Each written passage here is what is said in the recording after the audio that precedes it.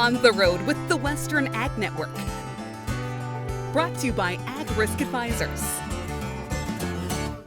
Well, cattle producers from across the Cowboy State are in Riverton this week for the 2023 Wyoming Cattle Industry Convention and Trade Show.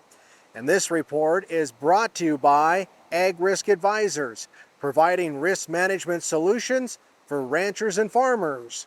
Learn more about livestock risk protection by visiting agriskadvisors.com.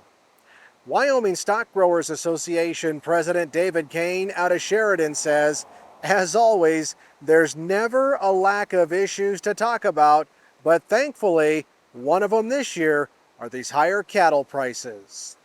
It's encouraging. With our input costs rising at a rapid rate, it's kind of nice to see that maybe we're going to have a little help from the cattle markets.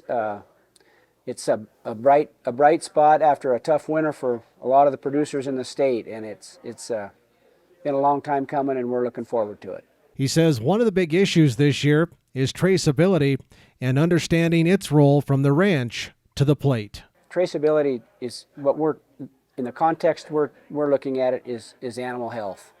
We're not talking about the government finding out where you put every cow and calf for any other reason than if there's a disease outbreak. That's the only thing that we care about. Otherwise, it's none of their business. But I think burying our head in the sand and thinking it'll never happen is probably not realistic. And so we want to be at the table to make it something that's palatable to the producers of Wyoming.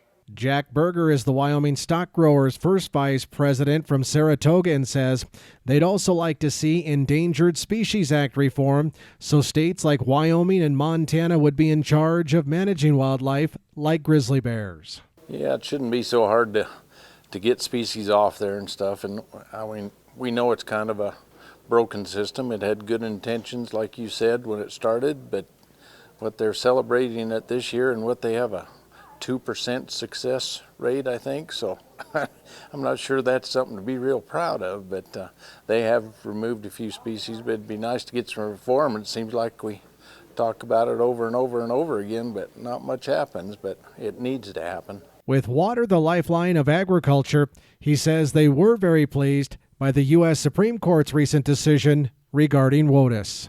Well, that was huge. I don't know if they ever come out with a unanimous decision, and they did on this one, so that must tell you how wrong it was. So yeah, that's a huge win. And just a friendly reminder that the Wyoming Environmental Stewardship Tour is taking place on July 12th at the Big Creek Ranch near Encampment.